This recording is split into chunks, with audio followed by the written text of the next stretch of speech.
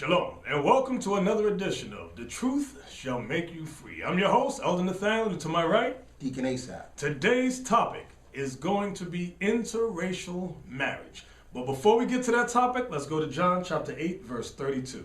John chapter 8, verse 32. And ye shall know the truth, and the truth shall make you free. So black man, Latin woman, and black woman, if you want the truth, you must humble yourselves and acknowledge that you are the biblical Israelites, okay? From there, let's go to Deuteronomy chapter 7, verse 3 and 4. Okay, let's get the law on interracial marriage. Is it okay? Deuteronomy chapter 7, verse 3. Neither shalt thou make marriages with them.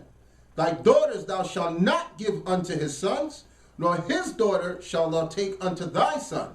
For they will turn away thy son from following me, that they may serve other gods. So will the anger of the Lord be kindled against you and destroy thee suddenly. So do y'all hear the law? You're not to give your sons unto their daughters, nor take their sons for your daughters. No interracial marriage. That's the law of God. But you know what a lot of you do? You search the Bible to justify your wickedness. And you go, what about Moses? Moses married an Ethiopian. Yes, Moses did marry an Ethiopian. And the Most High had mercy and allowed it. Why? Remember, where were the Israelites? In captivity. When Moses killed the Egyptian for smiting his brother, where did he run? He ran and fled to the wilderness in the land of Midian. There were no Israelites there for 40 years. So Moses married a woman and had 2 sons, okay? Then he went what? He went back to get the Israelites and to give the law, not the law. He brought forth the plagues on Pharaoh. So now, you are not Moses, okay? And the Most High told Miriam and Aaron, mind your business, shut the hell up. I allowed Moses to do it, okay? But are you in Moses' situation today? Are your people in captivity in another land and you're someplace else? Huh? No, you're not. You're not in that situation. Then the next set of them go, oh, okay. What about Ruth? What about Ruth the Moabite? That's what you do. Let's read the law. Let's go to Deuteronomy 23 and verse 3.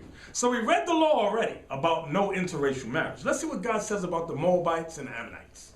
Deuteronomy chapter 23, verse 3. An Ammonite or a Moabite shall not enter into the congregation of the Lord. Even to their 10th generation shall they not enter into the congregation of the Lord forever. Now, your question first and foremost may be, how do you know the Ammonites are the Japanese and the Moabites are the Chinese? When you read Genesis, okay, the history of Sodom and Gomorrah, when the Most High destroyed 5 cities, okay, with meteors came down, destroyed the place, okay. You had Lot in a cave with his 2 daughters, okay. Remember, his wife was turned to a pillar of salt. His 2 daughters said, listen, everybody is dead. They thought everybody was wiped out, okay. They said, let's get them drunk. Let's get them drunk. And lay with them. And lay with them, exactly. Thank you. That's what happened. So then, what happens when a daughter has sex with her father and brings forth children? What is the popular medical terminology? It's called what? Mongoloidism or Down syndrome. When your eyes, you get that funny look in your eyes, okay? That pushed in face, exactly. Those slanting eyes. They all got, when you look at them, they all got that. Those same features. Same features, the flat face, the eyes is chinked out. Right. Okay, so one son became the father of the Japanese, that was Ammon. The other son became the father of the Chinese, that was Moab. Okay, now when you read in Ezekiel, it tells you that, I'm going to throw this in there, it says that Nebuchadnezzar took the children of Moab to the east. And remember, Babylon was already in the east, so when it said the east, it meant further east. Okay, so that's where you got your Chinese and your Japanese. Now, from there, so we got the 2 laws, right? We got the law, no interracial marriage, and we got the law about Moab and Ammon, that they shall not enter the congregation unto the 10th generation forever. So now, let's go to Judges chapter 21. We're going to hit the book of Ruth now. But before we get there, remember, the book before Ruth is the book of Judges. Now, my question to you is this. Were the Israelites keeping the laws of the Most High by the time you get to the book of Ruth? When you read through the book of Judges? Let's read Judges 21, verse 25. Judges chapter 21, verse 25. Watch this. In those days there was no king in Israel. Every man did that which was right in his own eyes. Read it again. In those days there was no king in Israel. Every man did that which was right in his own eyes. Every man did that which was right in his own eyes, not according to the laws of the Most High. So the Israelites were not following the laws of the Most High. Understand that. Now, that leads us to the book of Ruth. Ruth, we want chapter 1. Read verse 1 through 6 for us. Ruth chapter 1, verse 1. Now it came to pass in the days when the judges ruled that there was a famine in the land, and a certain man of Bethlehem, Judah. Now the Most High brought a famine in the land. Why? Because Israel was sinning. Why? Because every man did that which was right in his own eyes. Come on. And a certain man of Bethlehem, Judah, went to sojourn in the country of Moab. He went into the country of Moab. He and his wife and his 2 sons. And his 2 sons, his wife and his 2 sons. And the name of the man was Elimelech, and the name of his wife Naomi. And the name of his 2 sons Mahlon and Chilion, Ephrathites of the Bethlehem, Judah. And they came into the country of Moab and continued there. And Elimelech, Naomi's husband, died. So Naomi's husband died. Go ahead. And she was left and her 2 sons. And her 2 sons what? And she was left and her 2 sons. And they took them wives of the women of Moab. Oh, the 2 sons took wives of the women of Moab. Now, we already read the law. No interracial marriage. Don't give their sons to your daughters or vice versa. And it said, Moab and Ammon shall not enter the congregation of the Lord until the 10th generation forever. So why did these 2 brothers now marry women of Moab? Because Judges 21 verse 25, read that again for us. In those days there was no king in Israel. Every man did that which was right in his own eyes. So now get back to the marriage. And they took them wives of the women of Moab. The name of one was Orpah, and the other name of the other was Ruth. Now what verse is that? That was 4. Read down to 6. And they dwelled there about 10 years. And Mahlon and Chilion died also. So the 2 husbands, God killed them. They were put to death. They died. Okay, the 2 men died. Go ahead. Both of them. And the woman was left of her 2 sons and her husband. Then she arose with her daughters-in-law that she might return from the country of Moab. So Naomi got up that she wanted to return. She wanted to leave the land of Moab. Go ahead. For she had heard in the country of Moab how that the Lord had visited his people in giving them bread. So the Lord was having mercy on Israel again and giving them bread. So she wanted to return to Israel. Go to chapter 4. I'm jumping ahead. Many of you know the history. One daughter left and Ruth stayed with Naomi. Okay? We want Ruth chapter 4 and verse 10. Now, I'm going to sum it all up to you.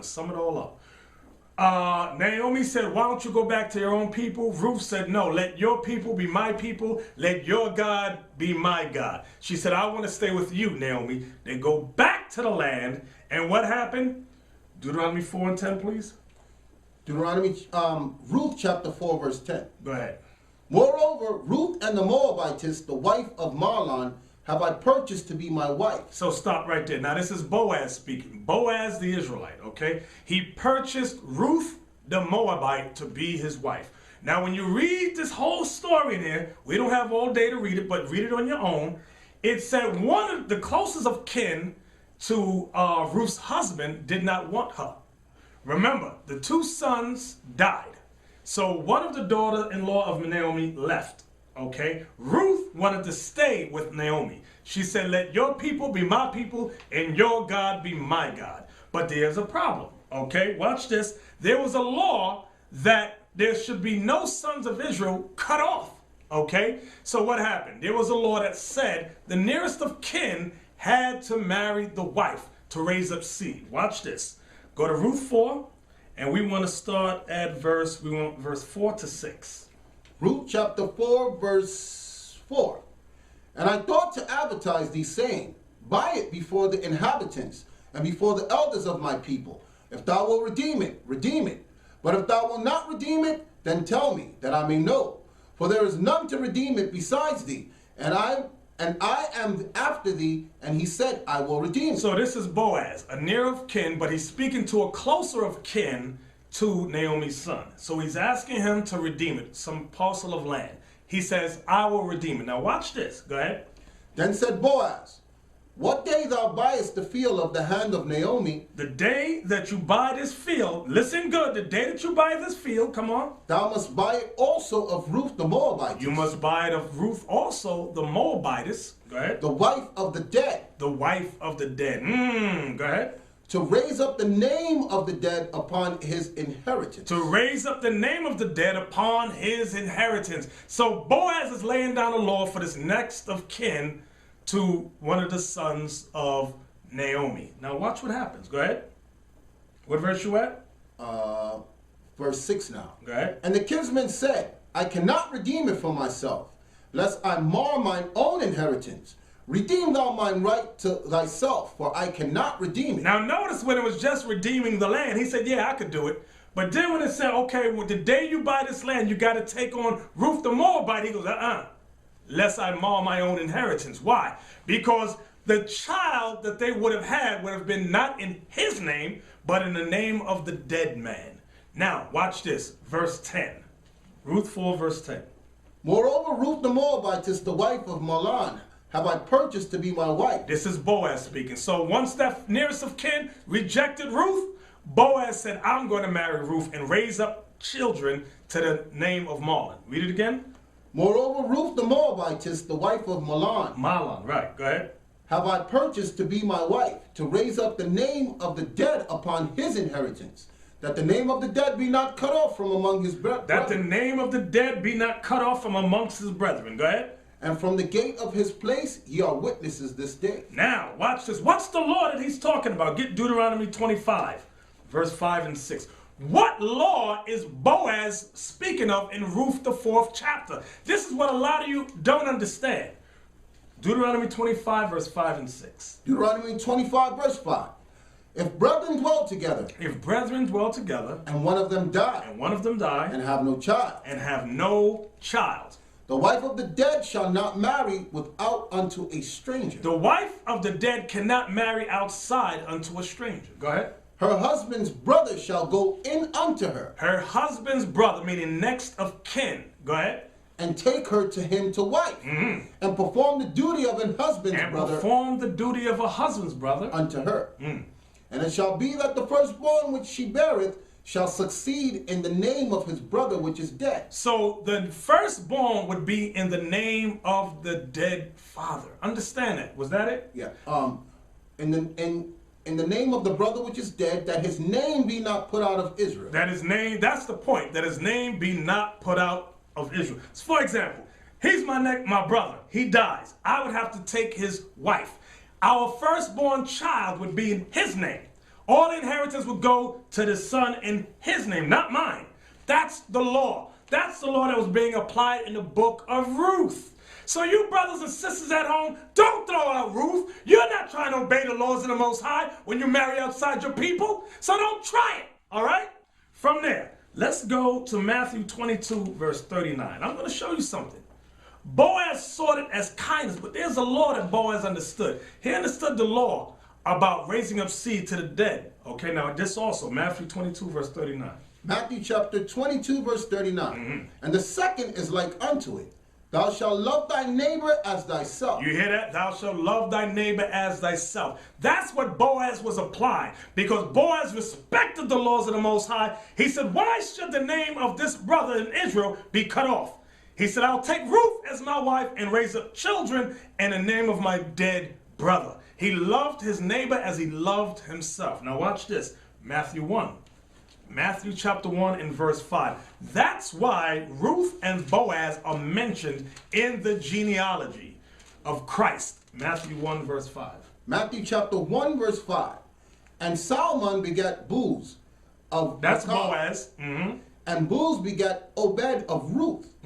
Begat Obed of Ruth. Was that it in verse 5? That's it. That's why they're mentioned there. Why? Because they applied the law, love thy neighbor as you love yourself. That's why when Christ came, he was always teaching the Israelites, love ye one another. That's something you blacks and Latinos don't do. You black men, you despise each other, just like you Latin men despise each other. From there, let's go to Exodus chapter 12 and verse 38.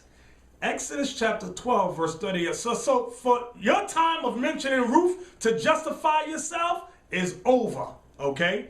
Exodus 12, 38. Exodus chapter 12, verse 38.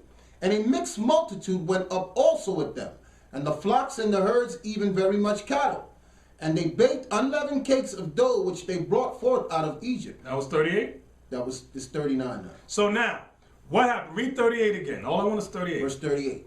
And a mixed multitude went up also with them, and the flocks and the herds, and even very much cattle. So now, when the Most High delivered the 12 tribes of Israel, a mixed multitude of nations ran out behind the Israelites. We leaving Egypt too. We leaving with y'all. But why do I want to go there? Because you're going to meet a lot of, I call them Christian covered Israelites. That's what I call them. Because you got a lot of Yeshuite Israelites who love that mixed multitude. And you'll find these Israelite congregations with multitudes of white women and white men. And they're all interracial, married to each other up in there. And they go see the mixed multitude. These Israelites who hate themselves and hate their people will search the scriptures to break the Most High's laws. Now watch this. Deuteronomy 28, verse 43. Deuteronomy 28 and verse 43. The mixed multitude ran out behind the Israelites. Watch this. Deuteronomy chapter 28, verse 43. The stranger that is within thee shall get up above thee very high, and thou shalt come down very low. You hear what the law said? What the prophecy is for the Israelites? This is Deuteronomy 28. Now read verse 15 for us, please. Deuteronomy 28, verse 15. I'm bringing this back to your memory. But it shall come to pass, if thou wilt not hearken unto the voice of the Lord thy God, to observe to do all his commandments and his statutes which I command thee this day, that all these curses shall come upon thee and overtake thee. If you don't hearken to the Lord your God and obey all these commandments, that all these curses will come upon you and overtake you. Verse 43 now. Let's see about the strangers. Remember, the mixed multitude of strangers ran out behind us? This is what God says to us. Verse 43. The stranger that is within thee shall get up above thee very high. Who is the stranger that was within us? The strange nations that ran out behind us in Exodus 12, verse 38. Read it again. The stranger that is within thee shall get up above thee very high. So what does the Lord say? He says, you Israelites, if you break my laws, you see those strange nations amongst you that ran out behind you in Egypt, from Egypt? If you break my laws, although they're your slaves now, those mixed nations, those strangers, they're going to get up above you very high. Read it again. The stranger that is within thee shall get up above thee very high, and thou shalt come down very low. Meaning you Israelites would become the slaves. Those strangers are the slaves now, but if you break my laws, they shall be the head and you shall be the tail. Read on. He shall lend to thee. The strangers shall be the ones lending to you. And thou shalt not lend to him. And you Israelites would not lend to them. Go ahead. He shall be the head. Those strangers, those nations that are your slaves right now, they shall be the head, meaning the leaders of you. And thou shalt be the tail. Meaning you shall be the slave. Understand that. Now, watch this. Let's go to Joshua 23. I'm going to remind you of the law again. Joshua 23, verse 11 through 13. I'm going to remind you of the law again. Okay? Joshua 23, verse 11. We want 11 to 13, and that's it. Take good heed, therefore, unto yourselves, that ye love the Lord your God. Else if ye do in any wise go back and cleave unto the remnant of these nations. If you go back from God's laws and cleave unto the remnants of the nations that are around you. Even these that remain among you, and shall make marriages with them. So what is Joshua reminding them? He said, if you leave the Most High's laws, and you make marriages with these other nations, and go in unto them, and they to you, know for a certainty that the Lord your God will no more drive out any of these nations from before you. See that? Joshua reminded you Israelites. He said, if you make marriages with these other nations, the Lord your God would no longer go before you, meaning he won't protect us no more. Go ahead. But they shall be snares and traps unto you. Meaning these other nations that you married, they shall be snares and traps. Now, aren't these other nations that our people marrying today snares and traps? That's right. Look what happened to OJ. You see what happened, right? Got all caught up, all into the midst of madness. Snares and traps. Come on.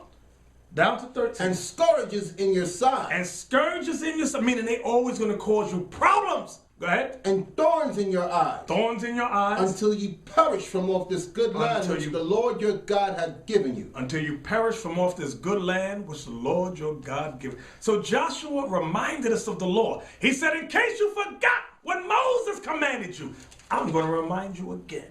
So now watch this. Let's go to Nehemiah 13. Nehemiah chapter 13. Because now what happened after Joshua, sometime later, the Israelites went into captivity. The nation of Israel split into two kingdoms, and the Israelites went into captivity. You had the Assyrian captivity, you had the Babylonian captivity, then you had the Persian Mede captivity. Nehemiah, the prophet, is in the Persian captivity. Watch this. Nehemiah chapter 13, we want verse 23 to 27. Nehemiah chapter 13, verse 23. Watch this. In those days also saw I Jews that had married wives of Ashdod. Africans? So wait a minute. Nehemiah was able to go back to the land of Israel, our homeland. Then he said, in those days did I see what? I saw Jews that had married wives of Ashdod. Who are the Jews? Remember, the Jews comprised of three tribes primarily: Judah, Benjamin, and Levi. That's who was termed Jews. Read it again. In those days, I saw Jews that had married wives of Ashdod. They married wives of Ashdod, Africans. Of Ammon. And Japanese. We already read the law earlier about not to be with them. Right. Go ahead. Of Ammon and of Moab. Moab, the Chinese. Go ahead. And their children spake half in the speech of Ashdod. And their children, when Nehemiah looked at their kids, he said their kids speak in the half in the language of what? Ashdod. And could not speak in the Jews' language. And could not speak Hebrew. So what was happening? The mothers took control of the kids, just like today. What we're reading here is synonymous for your life today. The mothers are the ones raising the kids. So at that time, the mothers didn't raise their kids in the laws of the Most High. The mothers were women of other nations. The mothers raised them in their language. The mothers taught them their gods. Read it again. In those days also saw I Jews that had married wives of Ashdod, of Ammon, and Moab.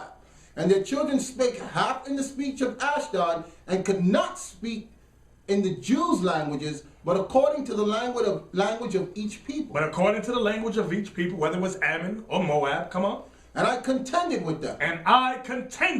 Come on. And cursed them. And what? And cursed them. Ooh, he cursed those Israelites that did that. Come on. And smote certain of them. And he smacked some of them upside the head. And plucked off their hair. And made them swear by God, saying. And made them swear by the Most High God and say what? You shall not give your daughters unto their sons. So he's quoting the law to them. He said, you shall not give your daughters unto their sons. Come on. Ye shall not give your daughters unto their sons, nor take their daughters unto your sons. And don't take their daughters unto your sons. For yourselves.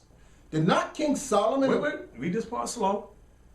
Did not Solomon, king of Israel, sin by these? Did not King Solomon sin by these things? Meaning, didn't Solomon do the same thing? And it's called what? Read that again. I want you to stress that word. Did not Solomon, king of Israel, sin by these things? It's a sin. It's a sin.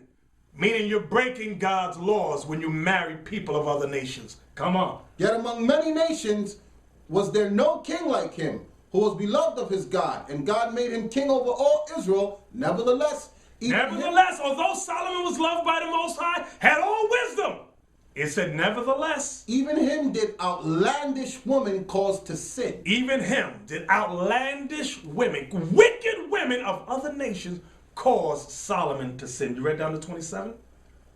Verse 27.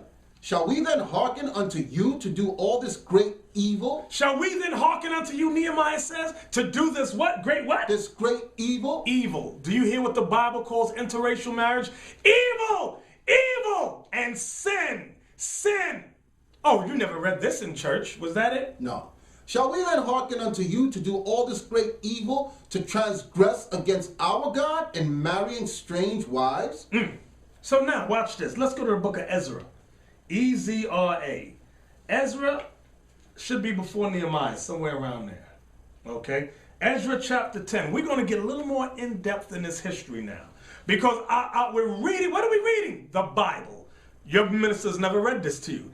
Ezra chapter 10, we want verse 7 through 19. Ezra chapter 10, verse 7. And they made proclamation throughout Judah and Jerusalem unto all the children of the captivity, that they should gather themselves together unto Jerusalem. Now remember, Ezra also lived during the time of Nehemiah. This was during the Persian Mede captivity. Come on. And that whosoever would not come within 3 days, according to the counsel of the princes. So they made a proclamation. They said, we want all the Jewry, Judah, Benjamin, and Levi, and you scattered remnants, you got to come up to council. And whoever would not come up in 3 days, come on. According to the counsel of the princes and the elders, all his substance should be forfeited. He said, whatever land you got, this is Ezra, the high priest. Ezra said, whatever land you got, whatever you own shall be forfeited you if you don't come up to council. Come on. And himself separated from the congregation. And yourself shall be separated, meaning put out, banished. Go ahead. Of those that had been carried away. Come on. Then all the men of Judah and Benjamin gathered themselves together unto Jerusalem within 3 days. In 3 days, Judah and Benjamin gathered themselves together. It was the 9th month, on the 20th day of the month. It was the 9th month, on what day? On the 20th day of the month. Come on. And all the people sat in the street in the house of God, trembling because of this matter, and for the great rain. So it was raining, and all the people were trembling because of this great matter. Come on. And Ezra the priest stood up and said unto them, Ye have transgressed, and have taken strange wives. So now you see what the council's about. Read that part again. Ye have transgressed. Meaning you have sinned. By what? Have taken strange wives, to increase the trespass of Israel. Ezra's letting them know the Most High gave us mercy to allow us to come back to our homeland. And you men, you've transgressed the laws of God by marrying these women of other nations. Come on. And Ezra the priest stood up and said unto them, Ye have transgressed and have taken strange wives to increase the trespass of Israel. Now therefore make confession unto the Lord God of your fathers, and do his pleasure, and separate yourselves from the people of the land. And what? And separate yourselves from the people of the land. Separate yourselves from the people of the land. Do you hear the law? Separate yourselves from the people of the land. Hold that. I want you to hold that real quick. No. I'll get the verse later. Keep going. And from strange wives. So you Israelites that's in these other Israelite camps, and you're walking in these camps and saying, whoa, they all married to these other nations. Get out of there. If those Israelite leaders can't repent, leave those congregations. Why? Because it's sin. It's transgression of the Most High's laws. Come on. We went down to 19, remember. Verse 12. Then all the congregation answered and said with a loud voice, As thou hast said, so must we do. Here with all the congregation, they said, as thou hast said, we shall do. Because what Ezra proclaimed, did he make it up out of his own mind? No, it was based upon the laws of God. He read them the law. And the people said, we will obey the laws of God. Come on. Verse 13. But the people are many, and it is a time of much rain, and we are not able to stand without. Neither is this a work of 1 day or 2. So they said the people are many, and the rain is heavy. We can't do this in one day. Go ahead, read it again. But the people are many, and it is a time of much rain, and we are not able to stand without. Neither is this a work of 1 day or 2, for we are many that have transgressed in this thing. It said many of us have transgressed in this thing. Come on. Let now all rulers of the congregation stand, and let all them which have taken strange wives in our cities come at appointed times, and with them elders of every city and the judges thereof, until the fierce wrath of our God for this matter be turned from us. So they knew judgment was coming. They wanted the fierce anger of God to turn from them. So if you want the judgment of God to turn from you, repent. That's what this is showing us. We must repent. What verse was that? That was verse 14. We're going down to 19. Go ahead. Only Jonathan, the son of Asahel, and Jahaziah, the son of Tikvah, were employed about this matter. And Meshullam and Shabbethiah, the Levite, helped them. And the children of captivity did so. Come on. And Ezra the priest, with certain of the chief of the fathers after the house of their father, and all them by their names were separated, and sat down in the first day of the 10th month to examine the matter. So now this is the first day of the 10th month. Come on. And they made an end with all the men that had taken strange wives by the first day of the first month. So by this time, they made an end of all the matters regarding the men who had taken wives of other nations. Come on. That was 17. Down to 19. Go ahead. And among the sons of the priests were found that had taken strange wives, namely of the sons of Jeshua, the son of Jozadak, and his brethren Maaseiah. So now they're revealing even the priests, the Levites, had sinned in this matter. Go ahead. And Eleazar and Jarib and Gedaliah, and they gave their hand that they would put away their wives. And they being guilty, they offered a ram of the flock for their trespass. And they being what? Guilty, they offered a ram of the flock for their trespass. So do you hear this? Do you hear the law and the history? So now here we are. In the United States of America, our last captivity. And many of you are guilty of the same sins our forefathers was doing. When will you repent? When will you make up your mind and say, I must repent? I must put away these women of the other nations. Huh? When will you do that? From there, let's go to Malachi chapter 2.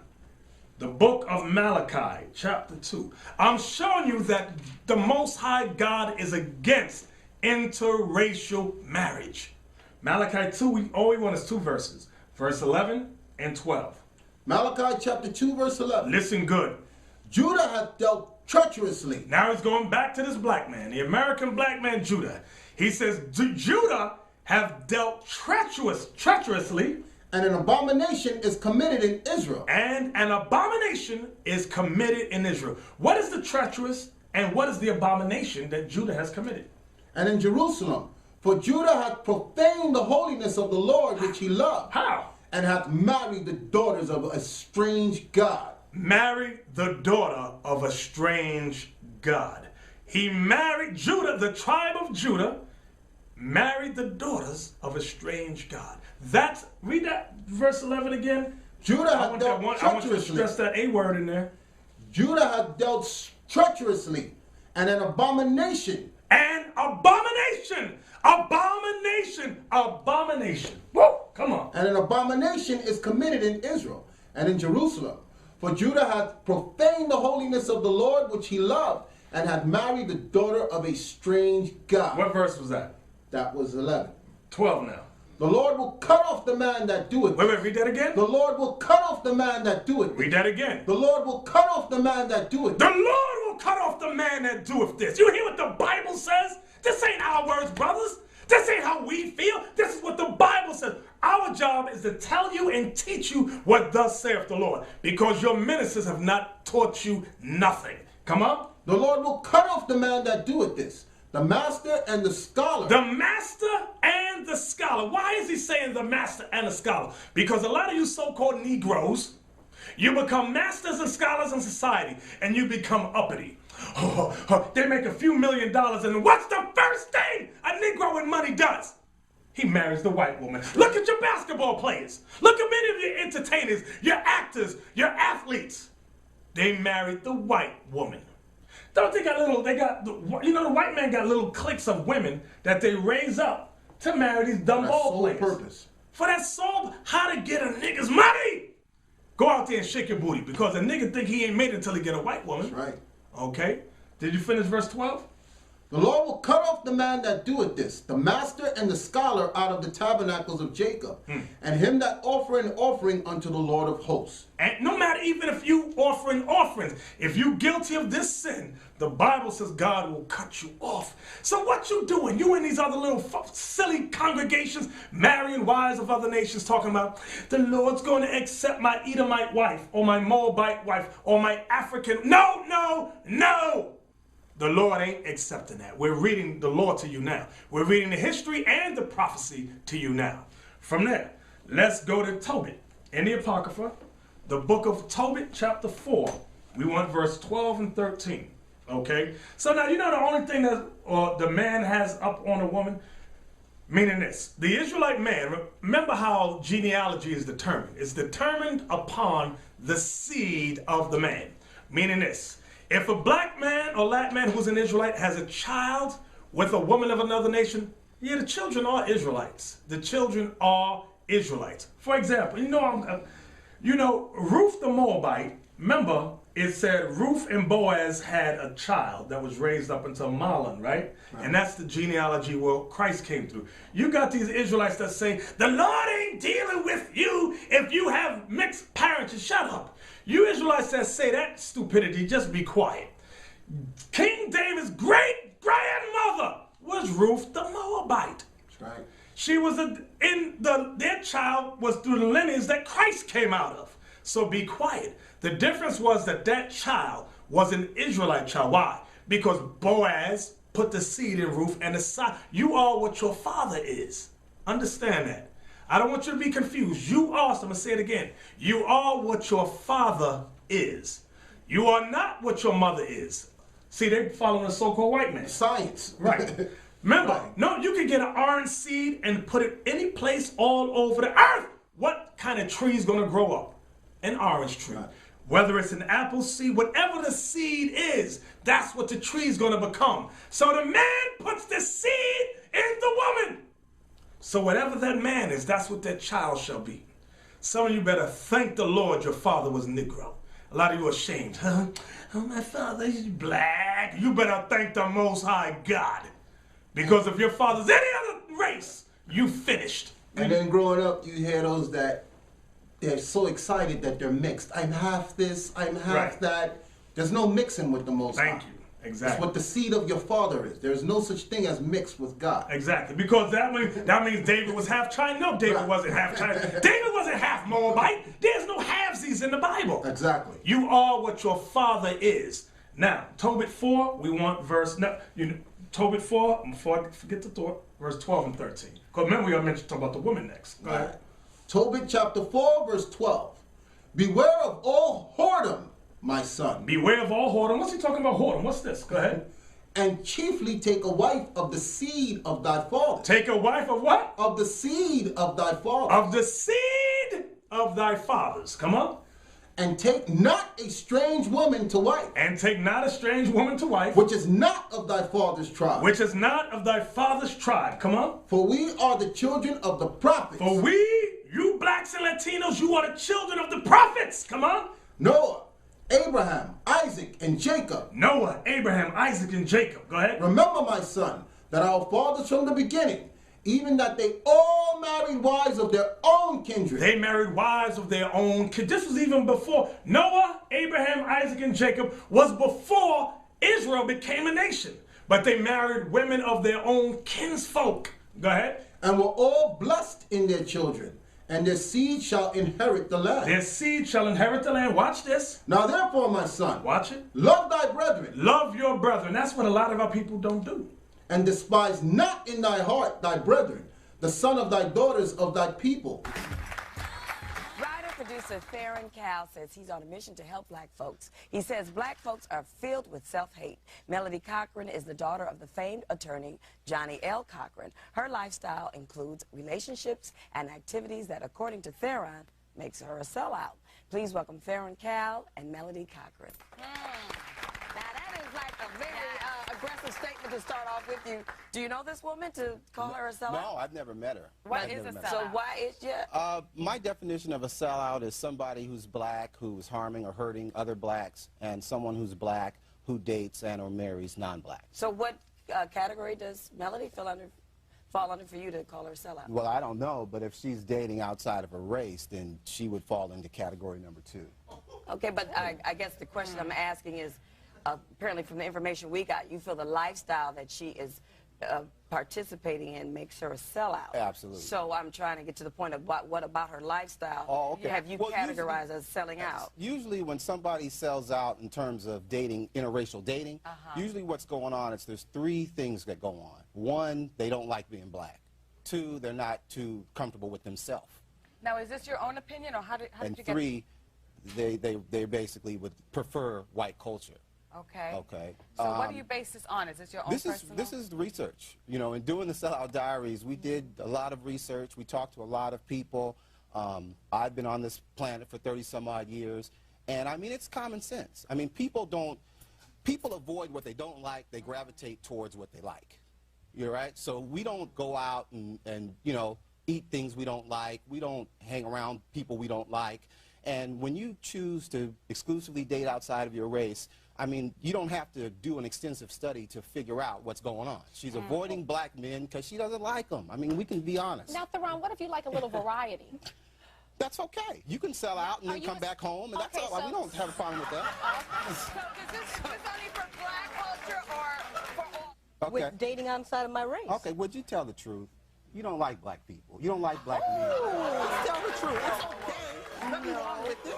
But wouldn't you date black men if you liked them? Read that part again. And despise not in thy heart thy brethren, the sons and daughters of thy people, and not taking a wife of them. For in the pride is destruction and much trouble, and in lewdness is decay and great want. For lewdness is the mother of famine. So you hear that? It says, don't despise your people in not marrying one of them. So what is the Bible saying when you marry outside your race? You hate your people. Nicole Marchand is celebrating another birthday. At 31, she's accomplished a lot. She's a prosecuting attorney and running for state court judge. It'll be a $500 fine. Nicole isn't the kind of woman you'd find standing by on the sidelines of life. But you would find her here, at the Georgia Dome, cheering on the Atlanta Falcons. You've heard of a man's man. Nicole is the quintessential man's woman. She appears to have it all, and yet she's still single. 42% of black women have never been married. That's double the number of never married white women. We broached this serious dilemma with comedian turned relationship guru Steve Harvey, author of the book Act Like a Lady, Think Like a Man. There are still a lot of good men out there who are being overlooked. Harvey says black women don't have to settle, but may need to compromise. You a corporate exec? Does he have to be a corporate exec? You make $150,000 a year. He has to make $150,000 or above? That's your requirement? Like many black men, she's also open to dating outside her race. In fact, in the past decade, the number of black women entering interracial marriage has more than doubled. I just feel that there's a lot of taboo associated with dating black women because I don't think that they're necessarily going to want to take us home to see mama. You hate your people because a lot of you hate yourselves. A lot of you black women too. You know what they say? Well, there's no black people in my circle. Then you better change your circle of friends. Fine, you go to work, you got all the other nations around you, but you better go home to your people. You better go home to your people and marry a son or daughter of your people. You got basketball players where there's no black women around from you lying black men. A bunch of liars that you are. You married a white woman because you hate yourself. You got low self-esteem. You feel you ain't made it unless you got the white woman on your arm. Okay? That's how you feel. That's what you think. And the Bible proves it. God says you despise your people when you marry somebody outside your race. Melody says she doesn't date black men because, in her words, they're cheap, and they're always making excuses for why they can't succeed. Melody also says, I think I'd rather stick pins in my eyes than date a black man. I think they're cheap. They call you up on the phone. Even if I see like a cute black guy, I give him my phone number. He calls me, and he just wants to talk. He talks, never say, you know, let's go out or let's do this. It's just talk till my face is blue. I'm like, I don't want to talk. I could be doing something else. Then if they do want to take you out, if you go out, it's barbecues or something tacky. What do they tell you about black women? They say that they're greedy, that sort of like her, how she is. I'm not greedy. I work 6 days a week. I have my own business, okay? Right. I just have a higher standard than what they're willing to give. When they get to the high level, they get a white woman. All I have are the scraps. I don't want them. Okay? From there, let's go to Nehemiah chapter 9 in the Bible. Nehemiah chapter 9. I'm going back to the issue on the strangers because you got these little funky little Israelite congregations popping up, and I got the white woman, brother. I'm going to show you what the law says again in case you forgot. Nehemiah chapter 9, verse 2. Nehemiah chapter 9, verse 2.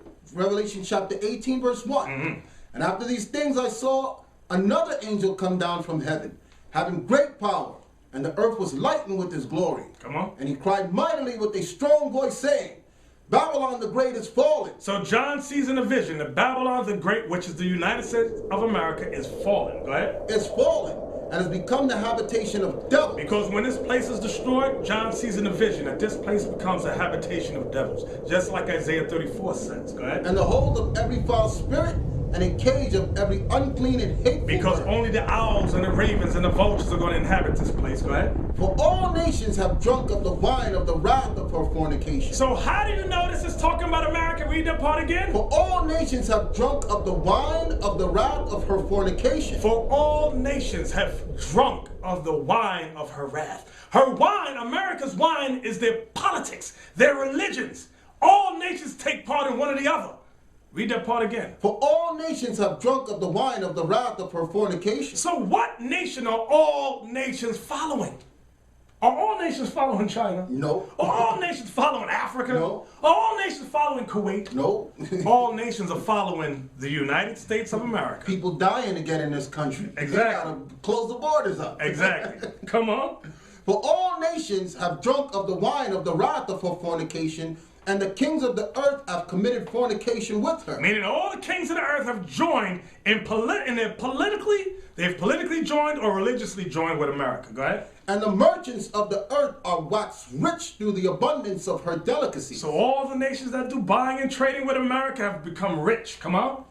And I heard another voice from heaven saying, watch this. Come out of her, my people. This is the proof that the Israelites are slaves in America. Read it again. And I heard another voice from heaven saying, Come out of her, my people. So come out of her, my people. Come out of her, my people. So God's people are captive in the United States of America, called Babylon the Great. Come on.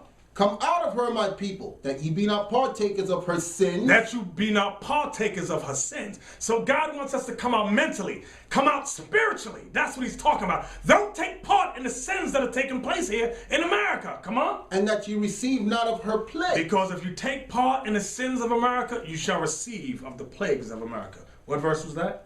Verse 4. Come on. For her sins have reached unto heaven. For the sins of America have reached unto heaven. Remember, 1969, America did what? They claimed the moon for theirs. That's saying the same thing Habakkuk chapter 2 said that we just read in verse 9.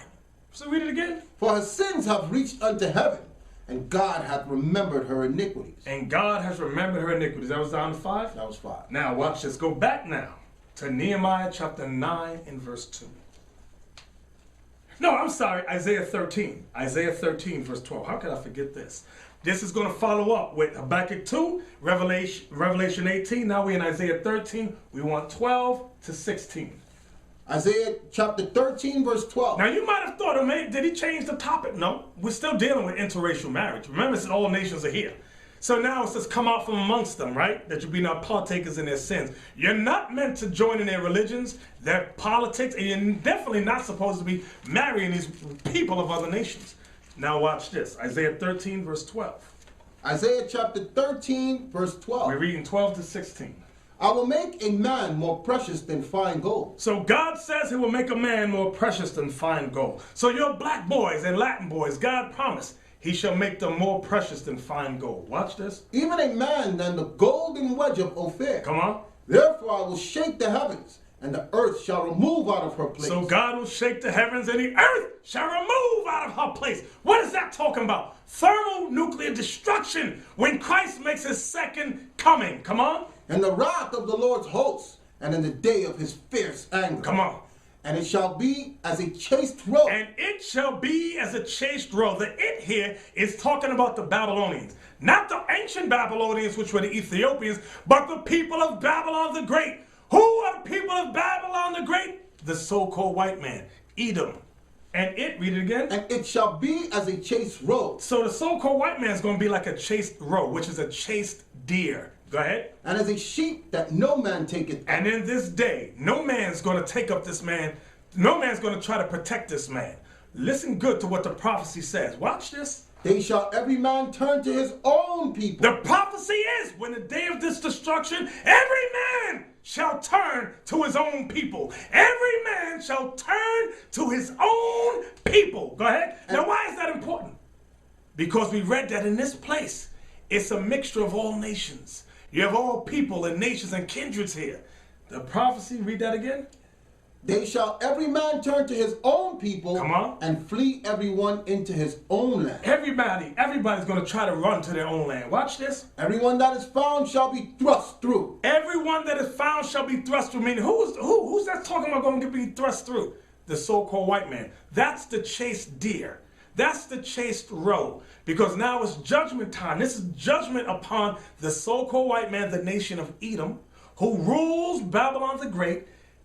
Judgment is coming on them here. Read that part again. Everyone that is found shall be thrust through. Everyone that is found shall be thrust through. Go ahead. And everyone that is joined unto them shall fall by the sword. Everyone that is joined unto them shall what? Shall fall by the sword. You remember the Rodney King verdict? Remember what happened. I need you to open your minds. When Rodney King and, I think it happened with OJ too. When people went crazy. Reginald Denny, right. That was pulled him out of the truck, right. Hit him in the head with that plate. And every black woman that was holding on to the white man, I'll protect you, got her behind whooped, almost put to death. So we're reading. This is going to be a step higher than that. Okay, read that part again. Everyone that is found shall be thrust through, and everyone that is joined unto them shall fall by the sword. So you brothers want to marry the white woman? You sisters want to marry the white man? The Bible said what? Everyone what? And everyone that is joined unto them shall fall by the sword. Come on. Their children also shall be dashed to pieces. My biracial baby. My biracial baby. Go ahead. Their children also shall be dashed to pieces before their eyes. Now, you know why that's heavy right there? A lot of you sisters, and I've met many of you when I was growing up, they would always say, I don't want no black man. I don't want no dark. He definitely can't be dark skinned. They go, I want the white man because I want my baby to be light skinned in it.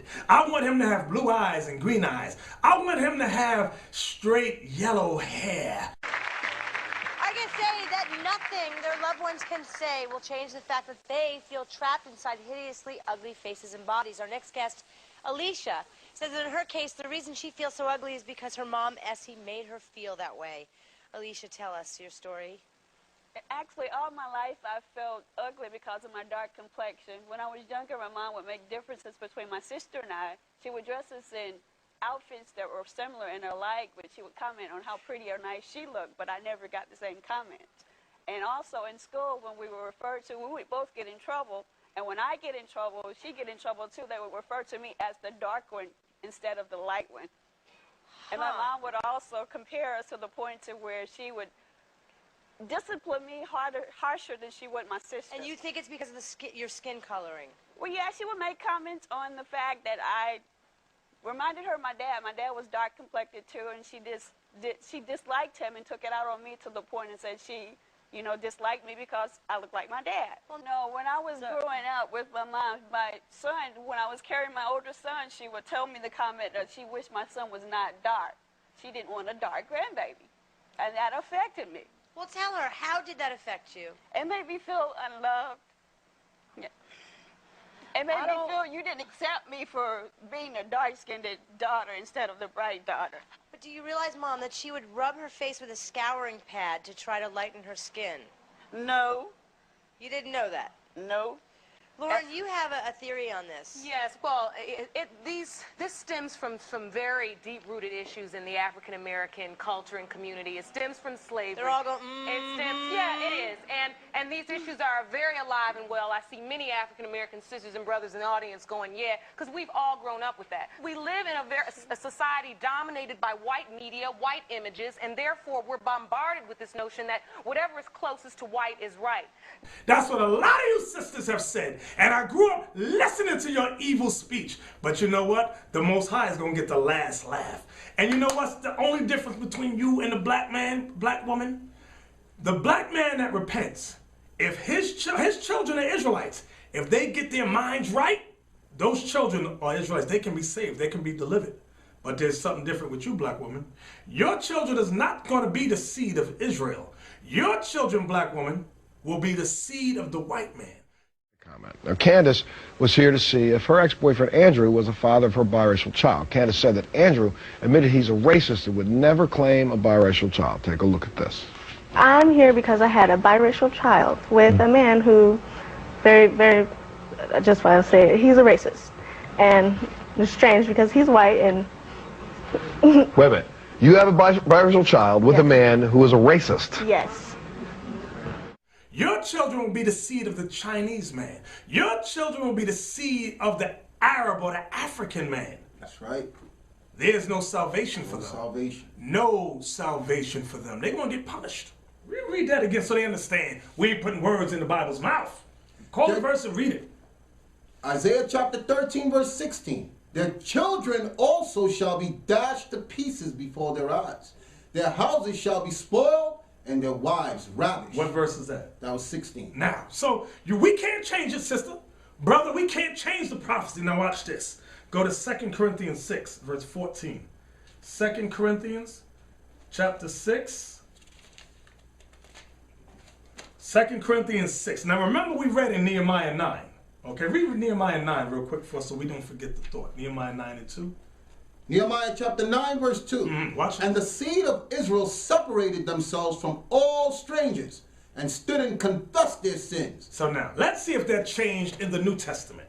2 Corinthians 6, let's read verse 14 through 18. 2 Corinthians 6, we want to see if the law changed.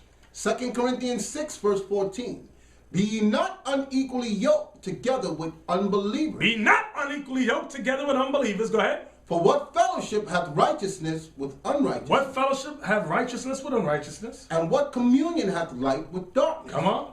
And what concord hath Christ with Belial? Come on. Or what hath he that believeth with an infidel? That's the other nations too. Go ahead. And what agreement hath the temple of God with idols? Watch this. For ye are the temple of the living God. You Israelites, you are the temple of the living God. Come on. As God hath said, I will dwell in them and walk in them, and I will be their God, and they shall be my people. Come on. Wherefore come out from among them, and be ye separate. Wherefore, wait, we got to read that again, because that's saying the same thing Nehemiah 9 and 2 said. Read that again. Wherefore come out from among them, and be ye separate. Read it again. Wherefore come out from among them, and be ye separate. Read it again. Wherefore come out from among them, and be ye separate. Wherefore come out from amongst them, and be ye separate. So what are you brothers talking about? It's okay to marry women of other nations. What Bible are you reading? And you black women, are you just crazy? Y'all just sitting around waiting for death to come your way, because that's the prophecy that's going to come. Death and destruction upon you and your children. And a lot of you brothers that got wives of other nations, you better watch your children. Because a lot of times the wives are the ones that raise up these little kids you got. And your white wife or your Chinese wife is the one filling their head with foolishness. Like Tiger Woods' mom filled his mind with Buddhism. Okay? He's talking about, well, if I had just remained being a Buddhist, I wouldn't be in a sex scandal. Oh, yes, you would. That's why the law said there would be snares and traps amongst you. The Most High know what he's talking about. The Most High knows what he created of all the nations. You think God didn't know what he meant? Watch this. Deuteronomy 32 and 7, I think it is. Watch this. Deuteronomy 32 and 7. Read that quick. I think that's it about the Most High, the nations. 32 and 7. Come on. Deuteronomy chapter 32, verse 7. Remember the days of old. Consider the years of many generations. Ask thy father, and he will show thee. Watch verse 8 is the point. Thy elders, and they will tell thee. Watch this. When the Most High divided to the nations their inheritance. When the Most High divided to the nations their inheritance. When he separated the sons of Adam. When he what? When he separated the sons of Adam. When he what? When he separated the sons of Adam. God always separated the nations. But America has taught you, no, we shall bring all nations together. And you foolish black men, you foolish black women, you foolish Latin men, you foolish Latin women have fallen for the wine of their fornication. You've fallen for their lies. And said, I can marry any nation I want to marry. And you've disregarded your creator. You've disregarded the one true God and his son, Jesus the Christ. Back to Corinthians now. Back to Corinthians. So you see, there's no private interpretation. We're going precept upon precept upon precept, showing you the Bible has not changed. You've changed. You've been manipulated. You've been deceived. What verse you at? Verse 17. Call the whole thing? 2 Corinthians 6, verse 17. Come on. Wherefore come out from among them, and be ye separate. Wherefore come out from amongst them and be ye separate. Where are we reading? The New Testament. Come on. Wherefore come out from among them and be ye separate, saith the Lord, and touch not the unclean thing. Touch not the unclean thing means what? Don't be partakers in the sins of America. Don't be partakers in their lies here, their religious lies, their political lies, talking about, I can marry whoever I want, and I can celebrate their holidays. God bless us all. Everyone, that's a lie. That's a lie. Come on. And touch not the unclean thing, and I will receive you. So the only way God's going to receive you is if you touch not the unclean thing. Don't touch their political lies, their religious lies. Don't fall for the lies in their constitution. The Bible is your constitution. This is your book, black man and Latin man. This is your constitution. Believe it and repent, okay? So with that, brothers and sisters, we can't keep this telecast going on without you. We need your financial help. We need your donations. And for more information, visit our website at www.israelunite.org. And with that, brothers and sisters, we give all praises to the Most High and His Son, Jesus Christ, and we say, Shalom. Shalom, Israel. For a copy of this show and all other shows, please visit our website at originalroyalty.com.